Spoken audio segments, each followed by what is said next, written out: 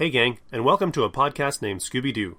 From Coolsville to Crystal Cove, this is the show that attempts to unravel 50 years of mysteries, meddling kids, and masked villains. My name is Mike Josick, and I'll be your guide through all things ghostly and groovy as I investigate every angle of every mystery and beyond. So grab yourself some Scooby snacks, fire up the mystery machine, and let's start the show. Yeah!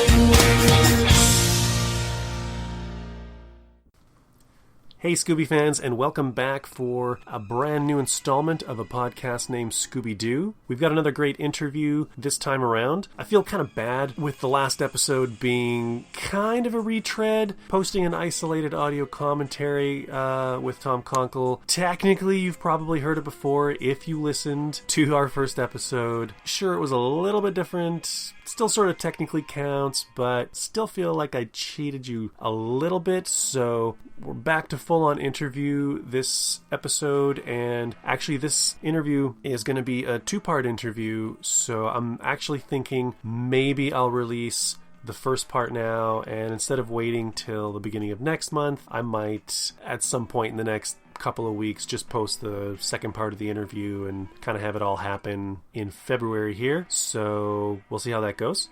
Speaking of the interview, our interview subject this episode is Lance Falk. And if you're not familiar with Lance, he's no stranger to Scooby, having been involved in several versions of the show as a writer and as a designer, most recently having worked on Be Cool Scooby-Doo. And as most of you know, Zombie Island was the catalyst for this podcast and my whole journey into the world of Scooby-Doo. And Lance was there at ground zero. He worked on all four of those direct-to-video movies. He's got a lot of great stories and perspective on what was going on at the time. And I'm so thrilled he was willing to sit down and chat for the show. I know on Twitter I mentioned something about a John Colton Berry interview. It's still coming. I know everybody's waiting for it. John and I were talking about it. I have it edited. It's all kind of put together, but we did have some technical difficulties and we weren't 100% happy with the results. So we're kind of going to do a do-over. John and I are just talking right now about rescheduling some time, and we're going to sit down again. We're going to do it right. We're going to do it so we're happy with it, because if we're happy with it, I'm sure you guys will be happy with it. That will be coming soon. We'll see how that goes. I'll keep you guys posted. As always, any news, any information, anything, it's always on the Facebook or the Twitter. There's always something new going up, and I promise it will be worth the wait. So, yeah. Anyways, interview show. Lance Falk, interview subject. First part of the two-parter. I'm not going to waste any more of your time blathering about bits and bobs. So, gang, this is where we split up, and I will see you again in about 30 minutes. Enjoy my conversation with Scooby-Doo writer and designer Lance Falk. Okay, kids, lay it on. And don't hold out on me.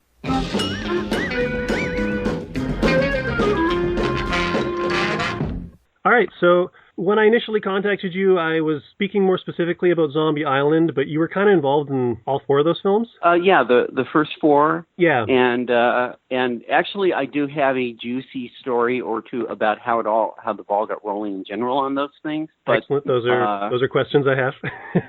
But Scooby-wise, it's funny because since you contacted me initially and now, I was on Be Cool Scooby-Doo, and I recently left that to work for Davis Joy and with Jim Stenstrom and all those guys that worked on Zombie Island, or a lot of them, on a totally different project at a totally different studio, because I always worked with those guys.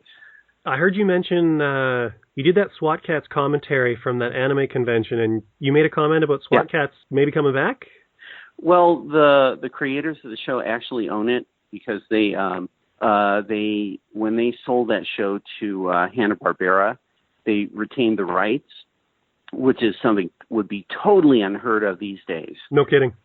Especially with Warner Brothers. Like Hanna-Barbera played a little fast and loose. Warner Brothers would never do that. Yeah. But because it was in the before time, they have the rights to it, and they can pitch it to anyone they want. And so they raised a lot of money on, the Fund Me stuff on Kickstarter. That's what I was looking for. Crowdfunding it, yeah. So they raised a lot of kicks. Yeah, they crowdfunded, a pretty good chunk of change to do development and pitch it around. And they've generated a lot of good artwork. And so they started contacting people like me and Glenn Leopold and so forth about working on it. And I said, yeah, well, you got the job. I'll work on it. I'm happy to write for them. I like those guys. I had a ball working on that show. But where it is now is they're pitching it. Cool. And I would say pitches, that's 1,000,000 to 1 odds. But those guys have actually sold a couple shows. They've generated really saleable artwork. They kind of know how to navigate those minefields.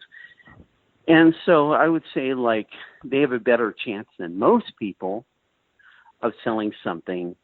And there is a fan base, which of course studios like that. It has a built-in fan base. And post-convention, because we did this convention in Houston, the convention actually showed that we had a big fan base, because we were signing autographs for 3 hours and talking to people, and did 2 big panels that did really well.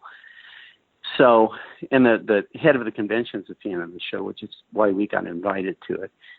And so that's also good ammunition to go in and pitch with. Yeah.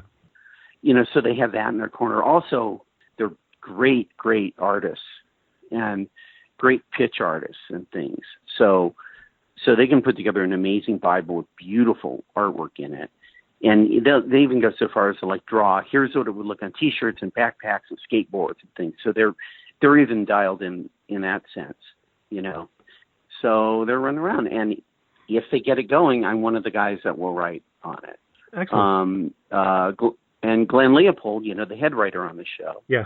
Because one thing you'll find out that there are 3 projects that kind of have a lot of shared things, which is the 4 Scooby-Doo movies, The Real Adventures of Johnny Quest, and SWAT Kats, that are all run by Davis Doy. They all have a lot of the same guys on them because he likes a certain crew, and he hires the crew over and over.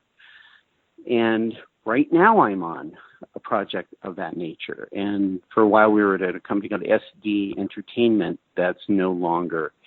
But a lot of us worked for him there, because he's a guy you would want to work for. He's just the greatest boss imaginable. And I've had wonderful bosses in animation, but for someone to be declaratively the best guy you ever worked for with the stiff competition he has, it tells you a lot about him. Yeah. And just the fact that he's given me the opportunity to do something more than drawing props, that I've actually written shows for him and been in editorial with him and said, hey, can we kind of, because Babylon 5 was on at the time, to say, can we get some Babylon 5 guys, as voice actors? And well, I can always ask. And I did, and I got to meet a couple of those guys. And so that was a power that I wish I had abused more. And also a power I wish that I had a friggin' cell phone with a camera on it at the time we did those, because I'd have pictures with these people, I could have tons of pictures with Mark Hamill because I worked with him a whole lot. But at the time, that was I got to get a camera, some kind of camera in there and develop the film and, oh, well, I met Mark Hamill, it's kind of like that.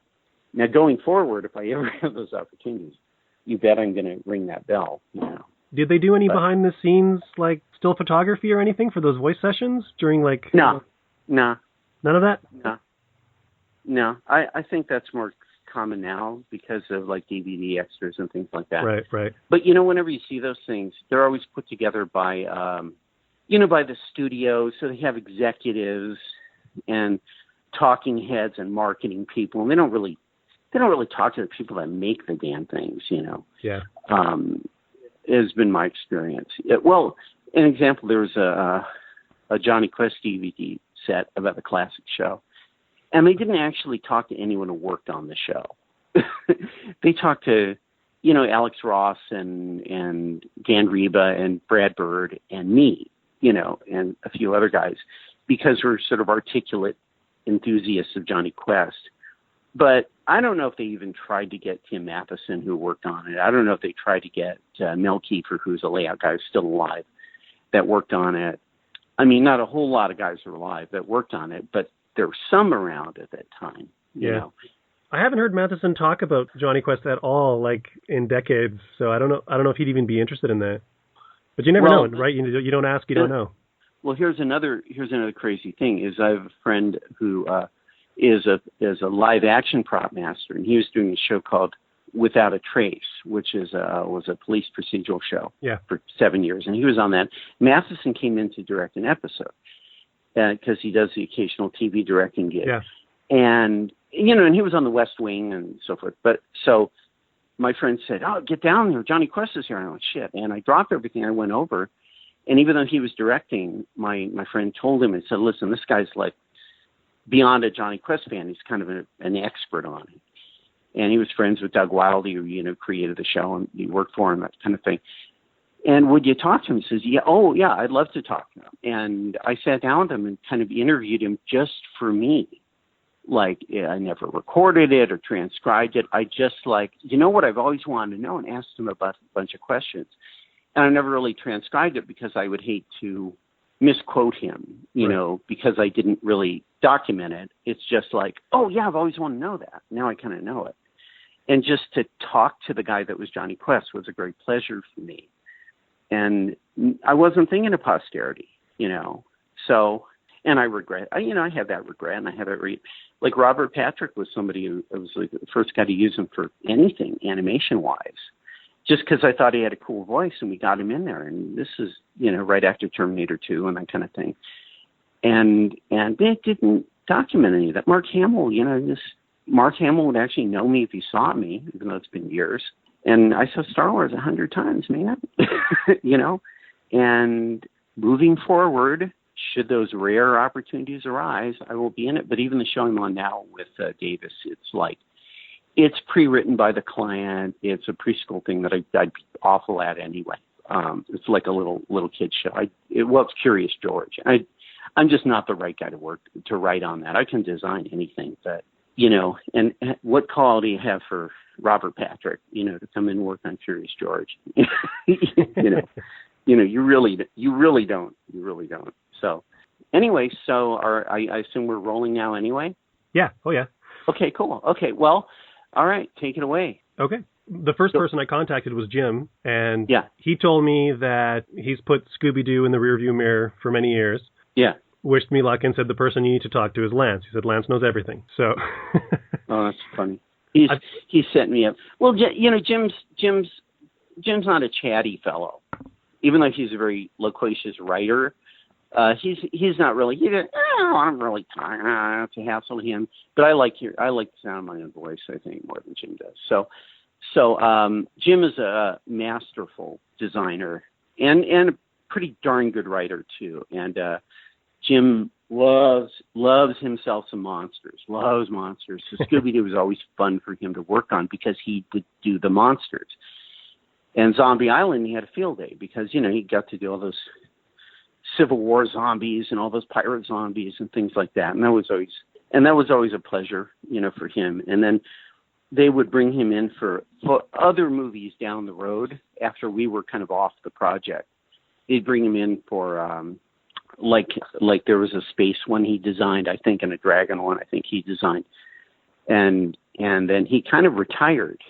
And then, although I'm sure they would have kept using him on them. And then he, basically Davis pulled him out of retirement to work on our current project, because Davis, again, hard guy to say no to. I see my Scooby thing is, I started at HannaBarbera at like 85 or 84 in the stock room. And then I was drawing by 86 on a really kind of clunky version of Johnny Quest, but it was my favorite show when I was a kid. So I was, of course, delighted to work on any version of Johnny Quest. And then I think Scooby was always being done. I think I only brushed up against it during a show called 13 Ghosts of Scooby-Doo that Mitch Schauer produced, and Mitch was a friend of mine, and I helped out a real little bit on that. And then HannaBarbera was kind of absorbed by Warner Brothers, and Davis was kind of nominally in charge of HannaBarbera stuff. And we were doing development based on HB properties, and we were just kind of getting nowhere with that. Like pitching, I thought, really good, sharp things. And nobody was just, the political climb wasn't really receptive to it, because Warner Brothers has their own fish to fry and things. And HannaBarbera's kind of a little bit of the redheaded stepchild, you know. But Bill and Joe were still alive and that sort of thing, and still in-house, and Iwo Takamoto was still in-house and alive and that kind of thing. So after all this pitching, somebody just kind of said, well, you know what, Scooby-Doo sells a lot of T-shirts and has a high Q rating, if you know what that means. Like when they do these polls, just of like moms and housewives in Costco and things like that.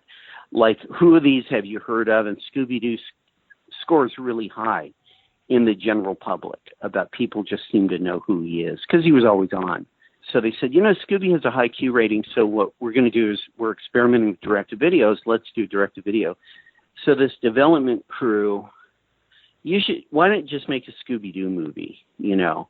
And they didn't really think anything was going to come of it significant. And we did Zombie Island. They weren't really paying close attention to us. We just had a budget and a professional crew that had delivered, like SWAT Kats and Johnny Quest. And, you know, Davis being an experienced producer, Glenn being an experienced writer, and so forth. You know, we were given an appropriate amount of trust. And we did Zombie Island, and it did extremely well, a lot better than anyone thought it would do, and was really popular. So they were like, oh, because they thought it was a one-off. And went, oh, well, do another one, develop another one. And then, you know, we got the ball rolling, and we ended up doing the first 4. You know, there's a little mechanism there of, you know, when something's successful, all of a sudden everyone in the world is like wants a little piece of it, you know, wants a little bit of credit. And we weren't left alone from then on. For the first one, we had total autonomy. And the second one is like, oh, yeah, well, okay, now here are some writers that you can use. And they were like live action writers.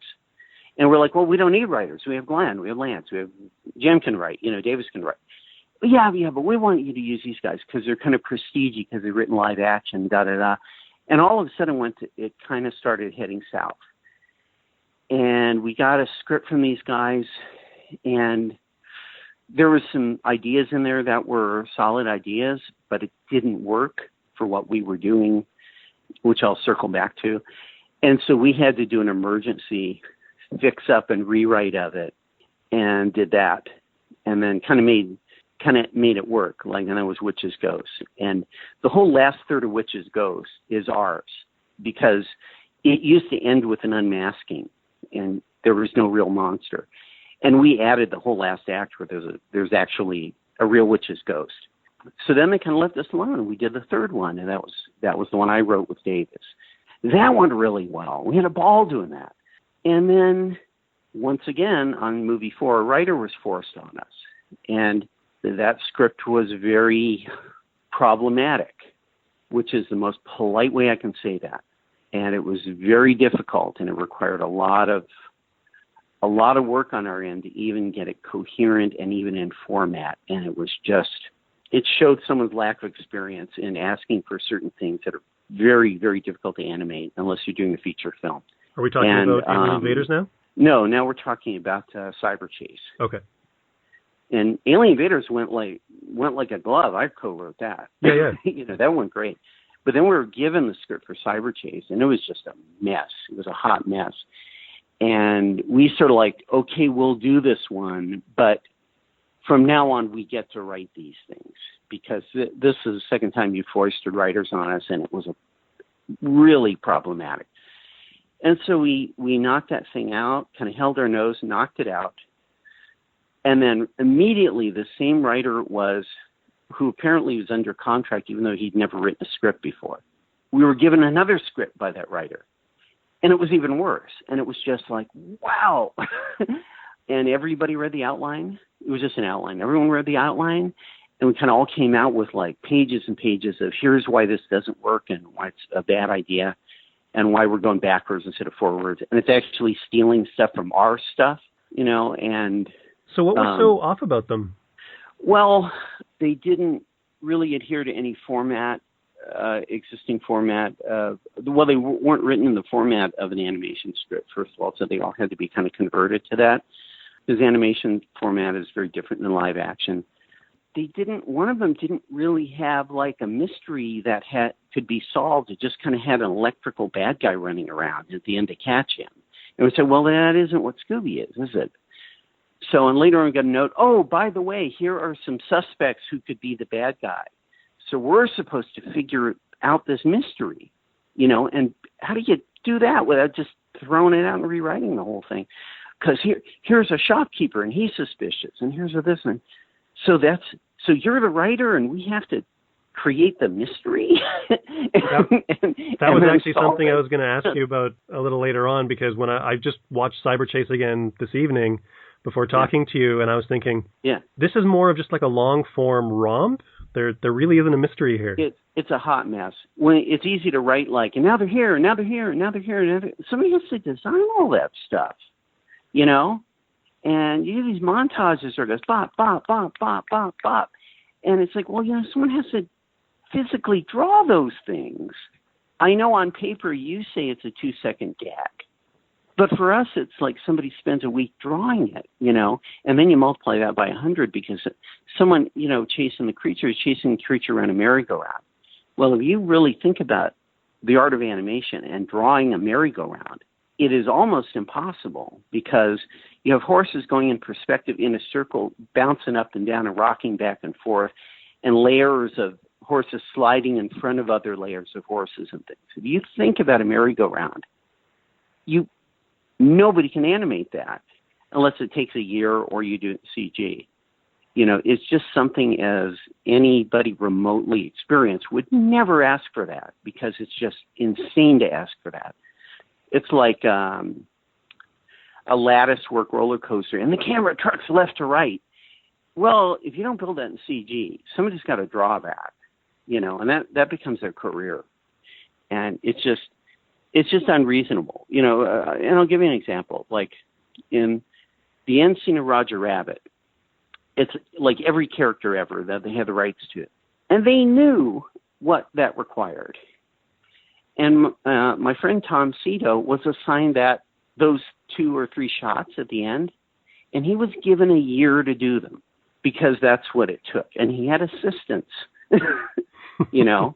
because the person who set that up said, we really want those money shots, but we also understand what they require from a technical standpoint. Well, this guy wrote the Scooby had no idea. And then the next script we were given, because he said, like, man, you got to pare down the locations because they're crazy. So he got it down to one location, but it was a rock concert. So it's like, and the characters are running around the stands and things, so it's not like you could cheat crowds. You got to draw the crowds. And so it's only one location, but now you have like 100,000 characters. We can't do that either, and so, but also the dialogue wasn't right, the plotting wasn't right, the pacing wasn't right, the resolution wasn't right, there was no mystery, there was anything that was bad about them. And we sort of said, like, do we really need to use this? Well, he's under contract. How did he get a contract? And that was kind of when our crew was sort of like, we're going to go with another crew who's not fighting us on this writer thing. And so we were replaced, even though we delivered like even Cyberchase was a hit, relatively speaking. We delivered 4 hit movies and got fired and got replaced. And so you can see why Jim isn't like all happy to talk about it. And I'm not all happy to talk about it, because I thought we did really great work. We had a lot of terrific stories lined up after, and we're settled into doing those movies and really, and just to be fair, especially this is posterity, the villains in this story are no longer with that company at all. But there were some executives that really, did this to us. That's a common story for this business. Yeah, and even the head of the studio, who kind of had a choice between this harmful executive and Davis, picked the executive. Well, that person is gone now, who ran the studio at that time. And the studio is now run by somebody great, as far as I'm concerned, who probably would not have made that decision because this new guy respects creators quite a bit. And that's a shame because I love working for that guy. The new guy's name is Sam Register. Sam Register's fantastic. And that all those shenanigans wouldn't have happened under Sam. But they did happen when they happened. So we all scattered the four winds and did other things, Sorry, I always felt that at the end of those four movies, because it was that same crew that kind of did those four, and then we got those two movies, Legend of the Vampire and Monster of Mexico. They were more in line with sort of the style of What's New Scooby-Doo. I thought maybe they were trying to create some synergy there. So it's interesting to find out how that actually played out. I don't know that exactly because, kind of the crews after us, and there were several that they have rotated through. The crew immediately following with us were using those, like Monster Mexico and the the rock and roll one. What was it? Legend of the Vampire. Oh, the Vampire. Yeah, Legend of the Vampire. I mean, Legend of the Vampire was kind of a retweaking of that script that we all were like, ugh, forget it, like the rock concert one.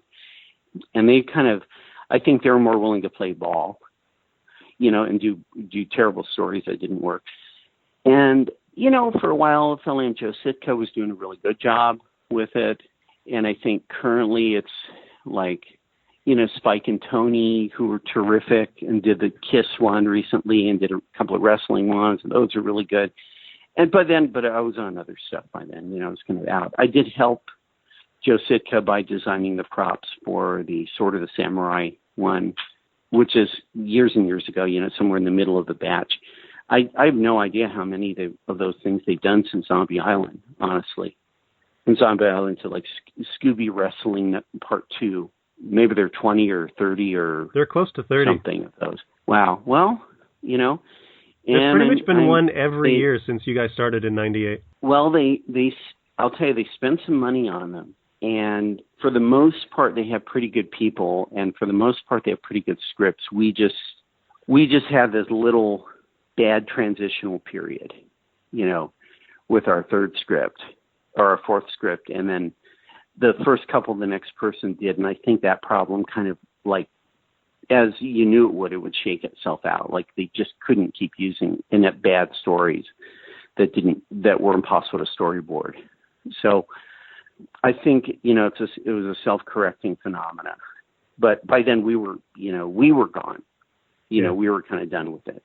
One of the nice things about those two InBetween movies is the original cast comes back. So even though the stories are kind of marginal, they still kind of have a little place in my fans' heart because having Nicole Jaffe back and Kasem back, and I don't know why Nicole wasn't used, which is sort of weird to me. I don't know why we didn't use her. We didn't use Casey because he was sort of putting his foot down about Shaggy being a vegan, and that the show should show vegan values. And he was putting his foot down about that. And we're like, well, we have this whole show where he's eating crawdads and things. He's in New Orleans eating. And no, it can't be any of that. He's got to eat like peanut butter and marshmallows, and other vegan things. And we got to make sure his shoes aren't leather, that they're sneakers, and da-da-da. And he was the voice actors dictating us how we should write this thing. And we're sort of like, well, here's the thing, Casey. You can be vegan, but Shaggy isn't. Because Shaggy's been eating hamburgers for a really, really long time. And you had a life change, and that's great. But that doesn't affect what we do, in a cartoon. And it actually contradicts the character that you helped establish. And he just dug his heels in, thinking, well, you got to do it my way, or you're not going to get the old Shagster. And we had to recast, and the following people were willing to capitulate to that. And we wanted him. And I think we gave him a last minute where we actually told him we have recast. The guy's coming in tomorrow, but we'll play him out, but we're not changing the script. And we played chicken with him, and he blinked, and did not, and said, no, I'm not coming in unless it's that one. All right. But the guys that took over from us were perfectly willing to go that way. I mean, one of the differences, they could write to that from the ground up. We already had a script ready to roll, that had a lot of food gags in it. And we had him designed already. So, it would have been ridiculous to change things at that point. I think the team that took over as well, like What's New Scooby-Doo is when Casey officially came back, and they capitulated and they were writing to Casey's wishes. But I don't think they ever really talked about what Shaggy was eating. Shaggy was just constantly eating things. Funny. I don't know, because I kind of wasn't in those things. Yeah.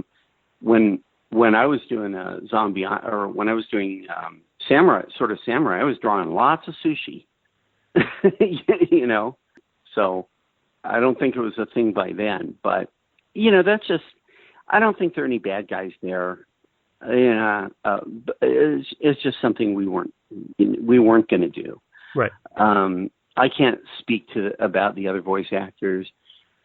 We got the best sound alikes we could, I think, at the time.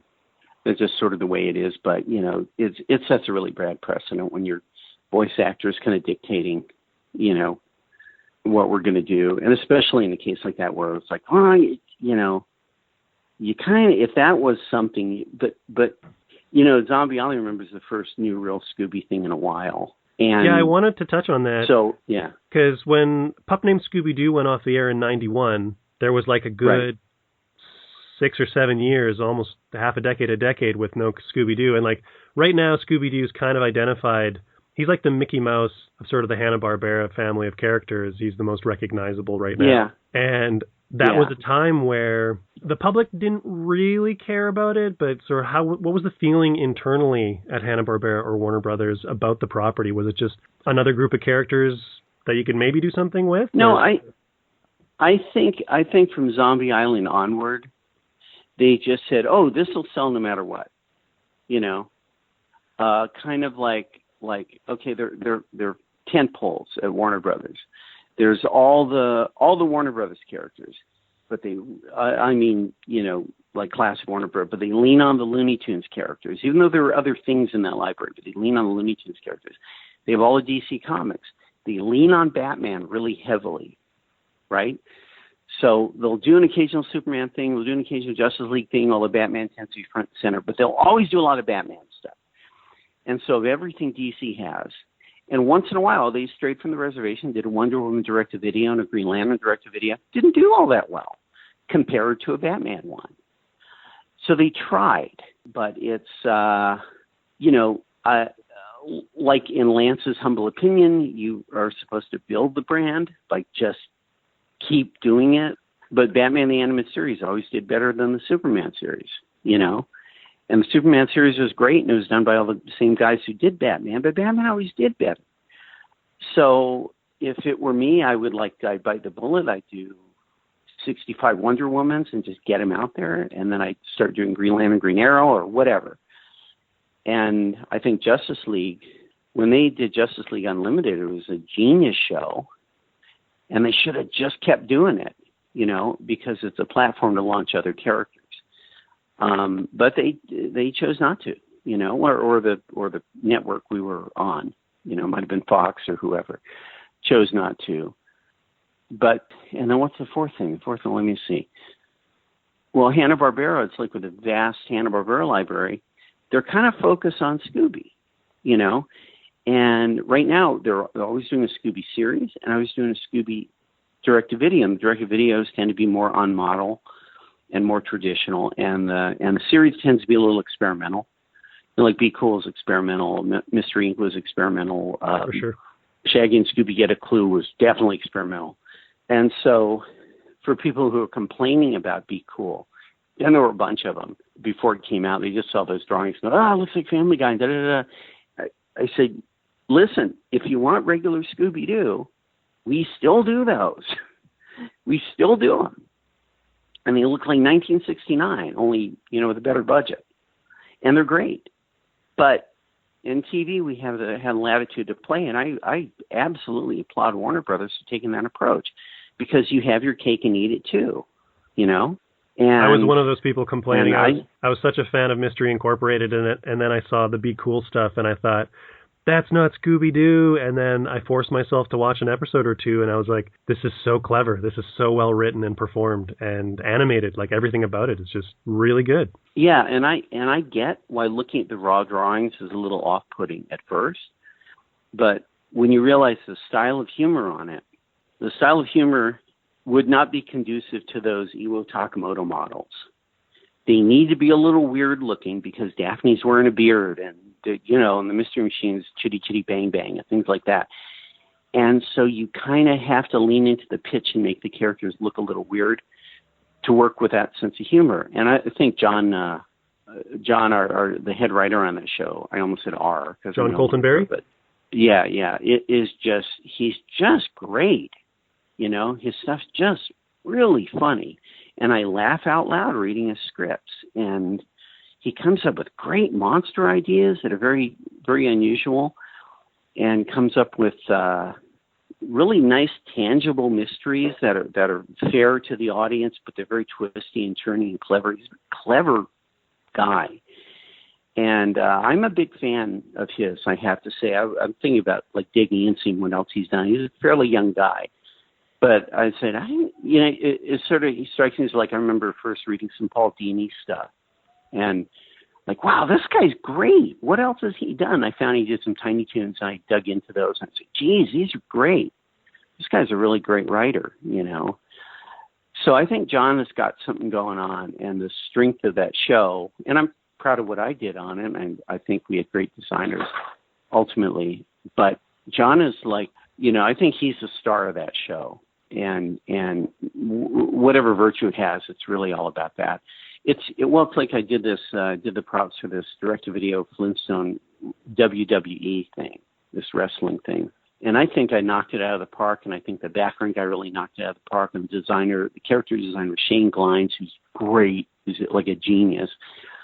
And when you watch that movie, it's like the backgrounds win, because the backgrounds are so good and so perfect that they, in a way, eclipse everything else that we do in it, because it's that really great sponge texture, and they're really blocky and primitive and masculine looking backgrounds. And, just sometimes somebody jumps up as a superstar in these things,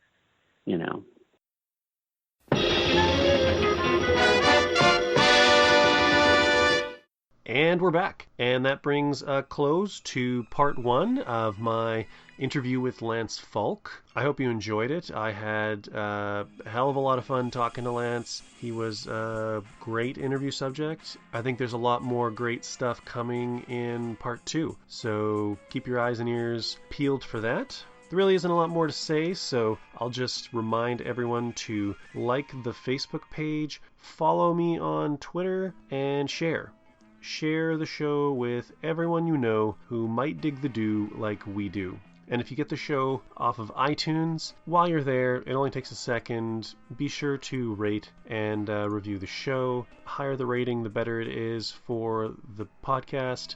If you've got the time, leave a review, say a few words, what you think about the show. It really helps me out. Spreads the word, helps with staying in the podcasting standings and getting attention for the show that could only benefit all of us, since we all love talking about and listening to things about Scooby-Doo.